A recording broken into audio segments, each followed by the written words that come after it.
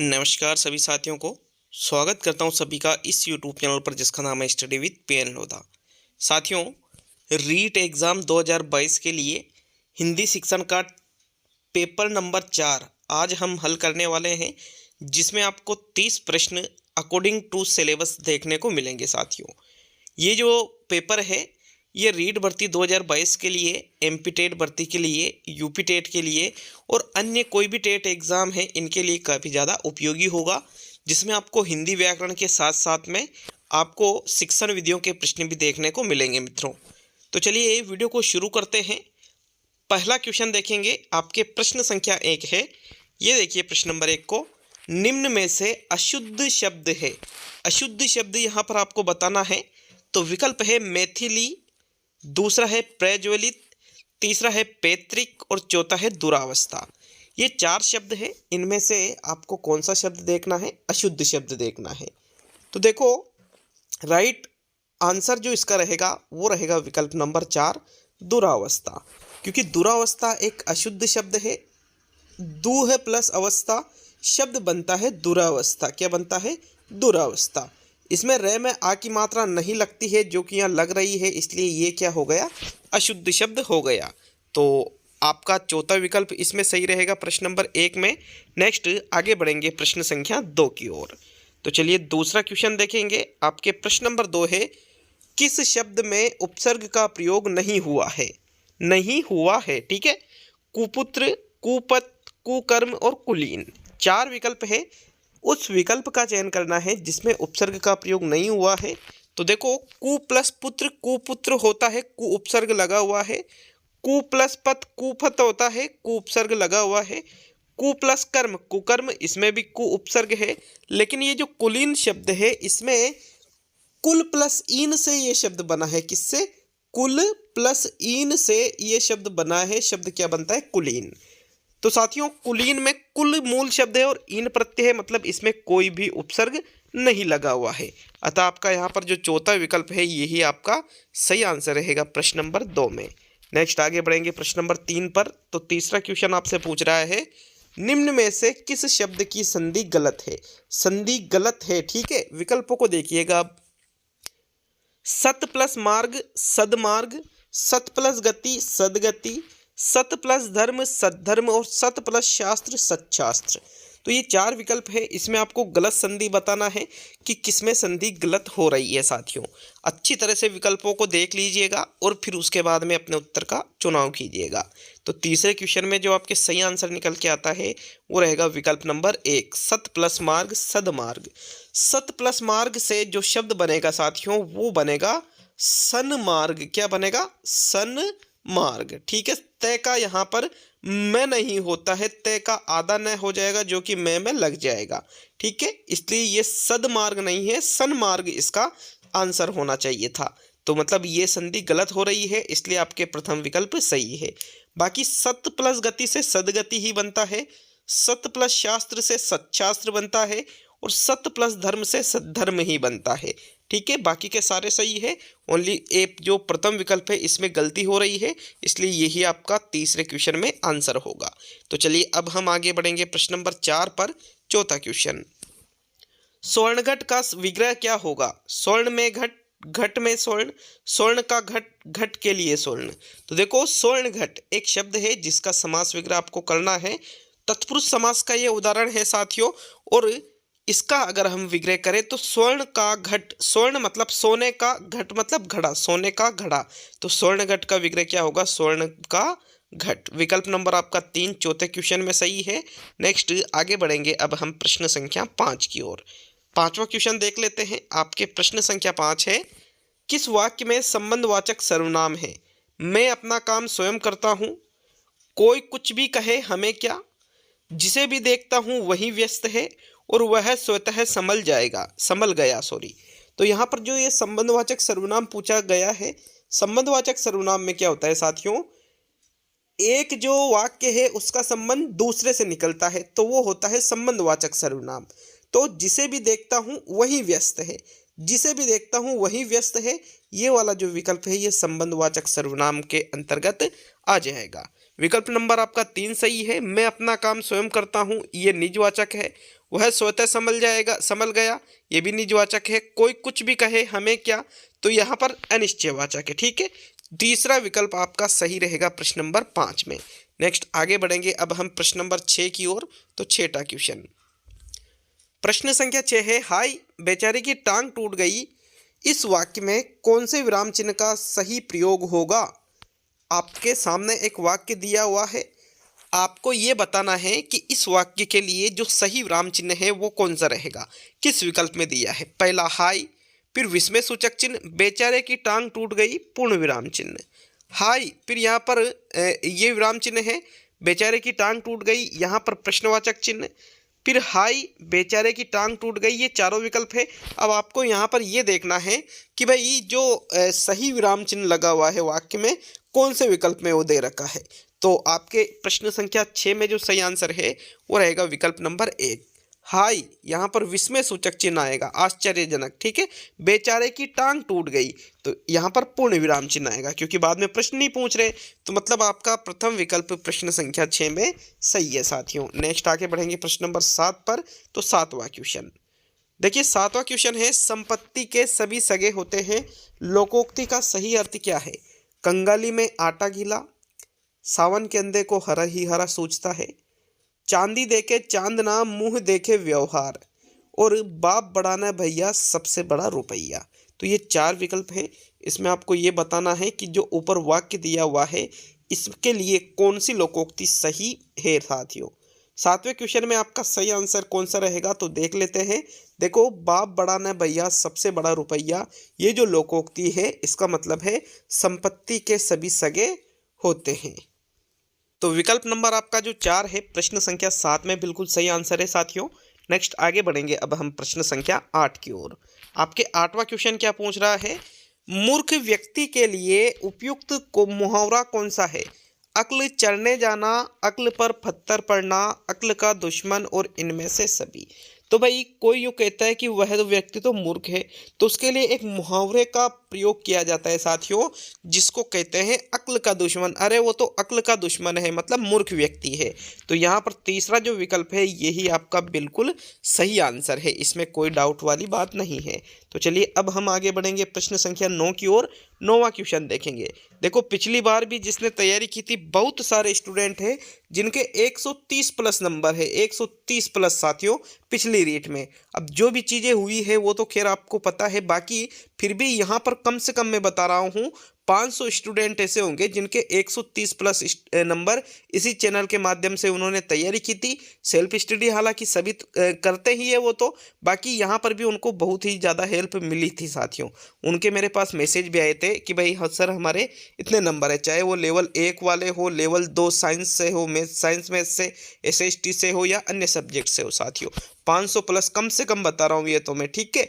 तो आप अगर रेगुलर तैयारी करते हो तो बिल्कुल इसका रिजल्ट आपको एग्जाम के बाद में जरूर देखने को मिलेगा साथियों। प्रश्न नंबर 9 है, मिश्र वाक्य का उदाहरण नहीं है। पहला विकल्प देखिएगा, उसने कहा कि मैं निर्दोष हूँ, जो लड़का गाता है वह आ रहा है, यह कच्चा आम है इसलिए खट्टा है, और बादल खूब गरजे किंतु बरसे नहीं। तो देखो, मिश्र वाक्य का इनमें से कौन सा उदाहरण नहीं है आपको ये देखना है।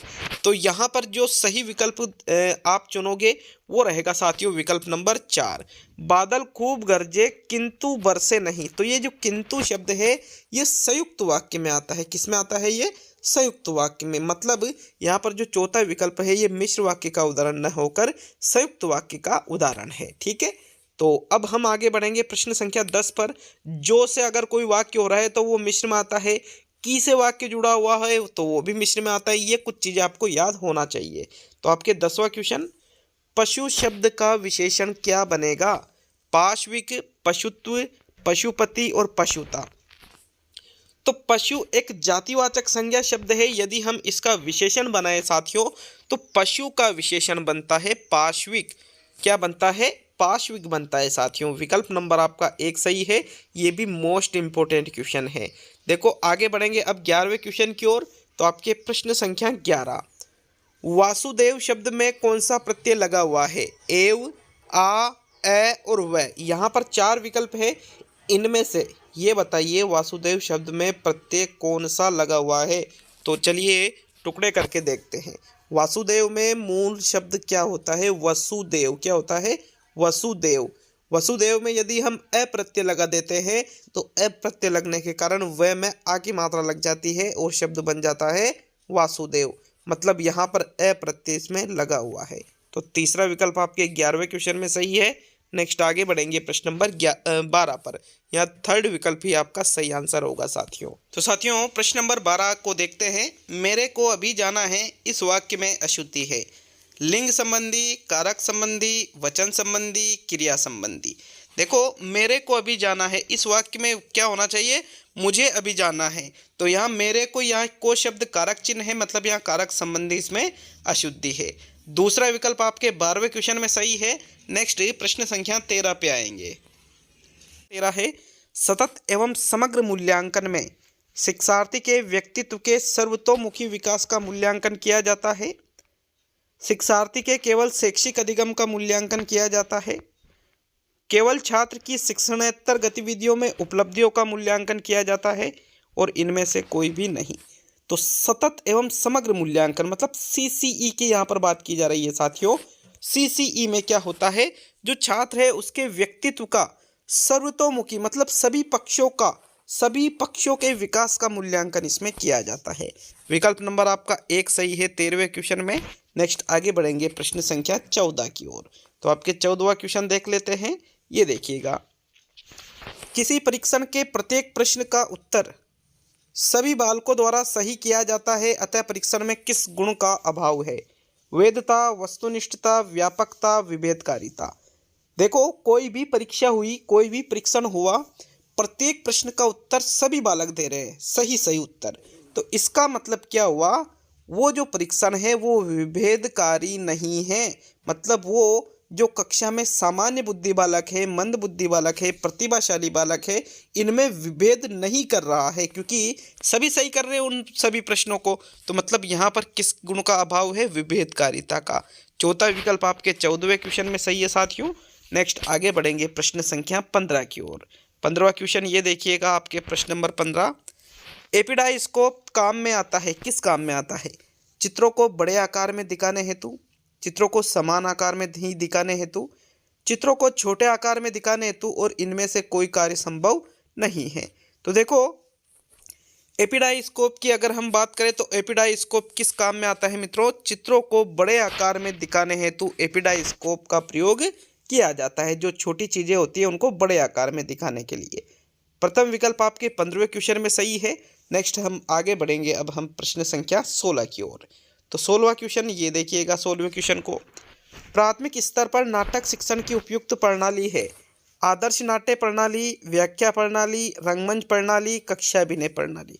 प्राथमिक स्तर का मतलब कक्षा 1 से 5 तक के लिए लिया जाता है साथियों, और कक्षा 1 से 5 तक के लिए जो नाटक शिक्षण की उपयुक्त प्रणाली मानी जाती है उसको हम कक्षा अभिनय प्रणाली के नाम से जानते हैं। कक्षा अभिनय प्रणाली इसलिए सबसे उपयुक्त मानी जाती है क्योंकि इसमें किसी विशेष वेशभूषा, किसी विशेष मंच की ज़रूरत नहीं होती है, समय भी कम लगता है, और फिर भी छात्रों में जो नाटकीयता का जो गुण है उसका विकास हो जाता है साथियों। विकल्प नंबर आपका 4 सही है प्रश्न संख्या 16 में। नेक्स्ट आगे बढ़ेंगे प्रश्न संख्या 17 की ओर। तो 17वां क्वेश्चन देखिएगा, छात्रों के शब्द भंडार में वृद्धि करने का उपाय है। शब्दकोश का उपयोग किया जाए, छात्रों में स्वाध्याय की प्रवृत्ति को बढ़ाया जाए, शिक्षक द्वारा अच्छे व नए शब्दों का प्रयोग किया जाए, और इनमें से सभी। तो भाई शब्द भंडार में वृद्धि आपको यदि करनी है तो आप ज़्यादा से ज़्यादा शब्दकोश का उपयोग करो, स्वाध्याय की प्रवृत्ति को भी बढ़ाओ, शिक्षक अच्छे और नए शब्दों का प्रयोग करेगा तो उससे भी छात्रों का शब्दकोश बढ़ेगा। अर्थात इनमें से सभी का प्रयोग आप छात्रों में शब्द भंडार वृद्धि के लिए कर सकते हो। चौथा विकल्प आपके 17वें क्वेश्चन में सही है। नेक्स्ट आगे बढ़ेंगे प्रश्न नंबर 18 की ओर। तो 18वां क्वेश्चन है, आगमन विधि को अन्य किस विधि के नाम से जाना जाता है। विश्लेषण विधि, सामान्य अनुमान विधि, उदाहरण विधि, सत्यापित विधि।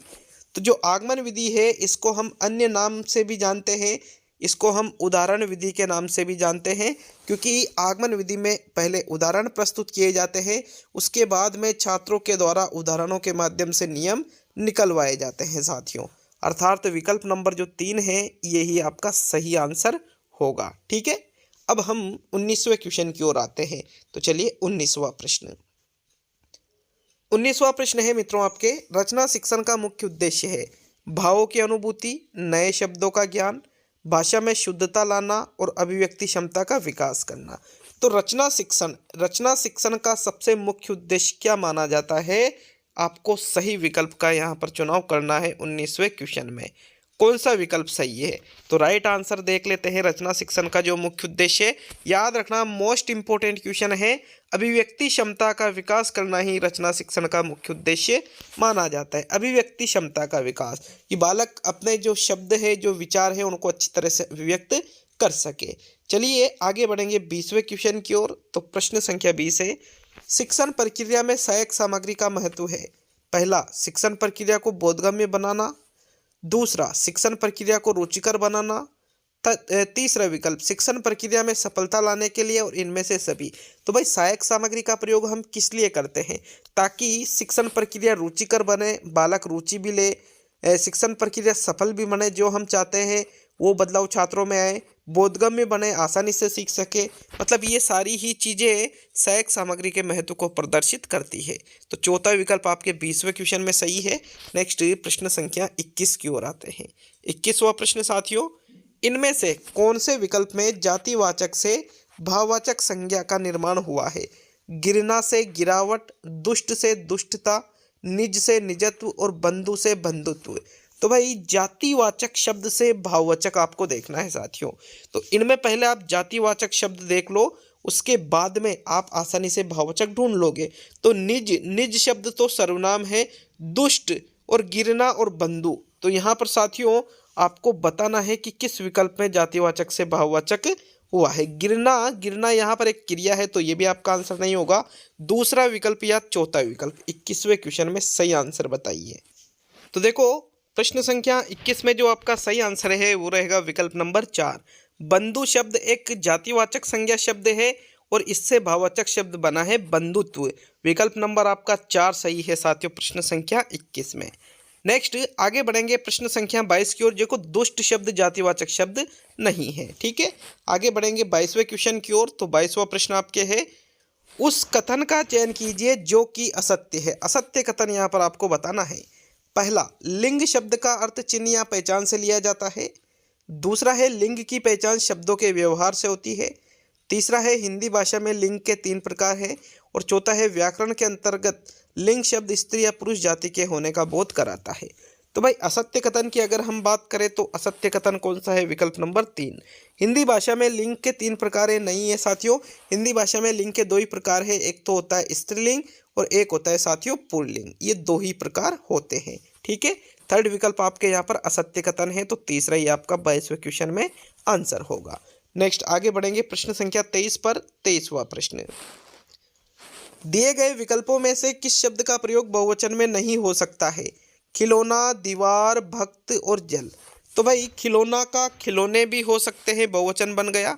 दीवार का दीवारें भी हो सकते हैं, भक्त का भक्तगण भी हो सकते हैं, लेकिन जल शब्द का कोई बहुवचन नहीं बनेगा।